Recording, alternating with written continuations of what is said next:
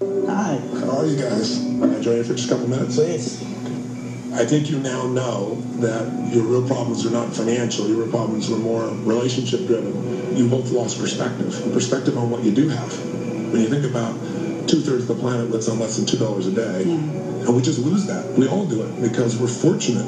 You got to get out of the environment you're in. So I'm not sending you home to New York tomorrow. I'm sending you downtown Los Angeles, literally to Skid Row. And when you go to Skid Row, I'm going to send you the Midnight Mission. They serve 700,000 meals to men, women, and children that truly have nothing. I'm sending you there so that you can live there as homeless people. You'll stay there until you really, truly get the lesson, however long that takes. Their deepest fear is that if they have no money, they have no life. They need to experience something like that to show themselves that they can make it under that stress. We're just going to walk around and find some place to live? What are we going to do? I don't know. We're going to be sleeping on the street. Downtown Los Angeles. Could you imagine if we lost the house and this is where we're going? Ron Marie think, like many of us do, that their identity is what they have. I need to put them in an environment where they have to depend upon each other completely. Have them begin to remember just what they do have. There's the area of LA you don't see on TV, right? So I decided I'm going to have them spend a week as a homeless couple in Skid Row in downtown Los Angeles. I can't. He's going to look and see. Yeah, right now. I'm too scared. I can't. Listen to me. Then you go. I am going to go. I'm not going first. I'm not going first.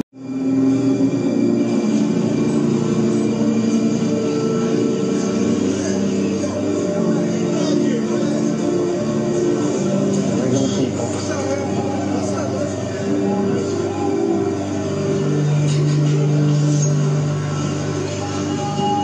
I can't take this. I was so overwhelmed I was actually numb.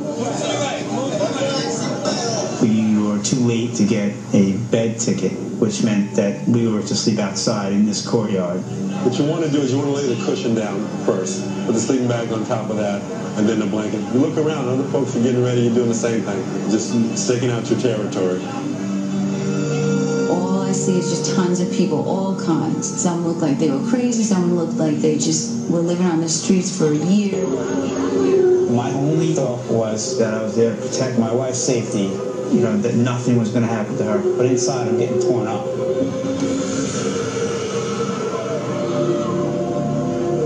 This is reality. This is reality. I'm going to get strong for this.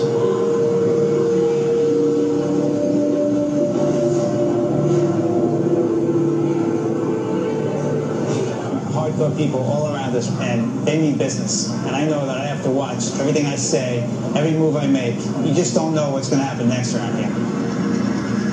I'm going to be right next to you. You're not getting out of my sight. You're not getting out of my reach. Like I've never needed him more than I do now. I was afraid to go to sleep, but he just stayed in front of me, totally protecting me.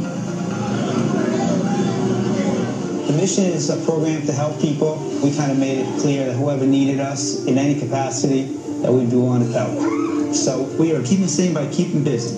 If you don't keep busy, it's like an eternity waiting. I've seen you around. So what's going on? Just trying to get a feel of how it is to be down here, you know? How to survive. Me, myself, I had drug and alcohol problems. I was a stripper for 30 years, and at times I really, really hate it because it gets really rough. You know, it's a hard life for women. People look at you like, you know, you're nothing. We can do anything to you. Yeah. Marie is seeing women who've been homeless, who've been through hell and back, all kinds of abuse, and hopefully she starts to get some perspective. You just have to live, understand it. Part of why I designed this process is for her to begin to appreciate what she does have, especially in her marriage.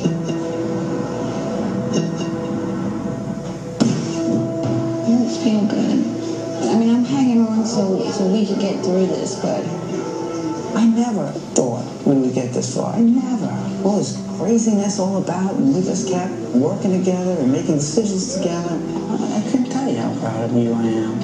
there's no way I could have stayed here without you. Hug. This is the hardest thing I've ever done in my life, and Ron was there for me. This was the place for Ron and I to be able to connect again.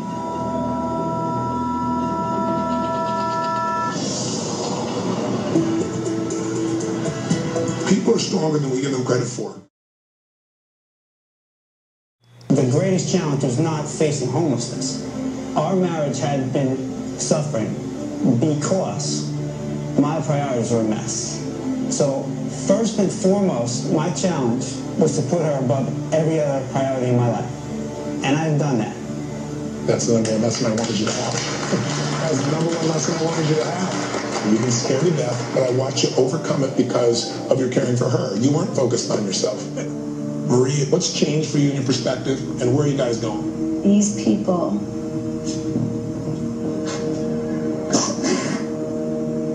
how can I even complain when these people have gone through what they've gone through? I honestly feel in my heart that the only thing that means something to me is my relationship with my husband and my children, because if I don't have them, I don't have anything. I feel like I'm so connected with him that now I just want to go forward. That was the other lesson, is to realize what you have.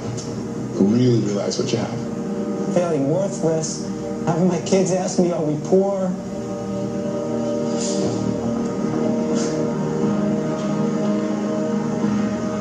I'm not poor. I'm broke. I'm not poor. I watched you guys over the 7 days, and I saw the terror when you walked into our courtyard the first time. But I also saw you guys sharing with people. And treating somebody like they're somebody is a gift that sometimes is worth more than any wealth or money.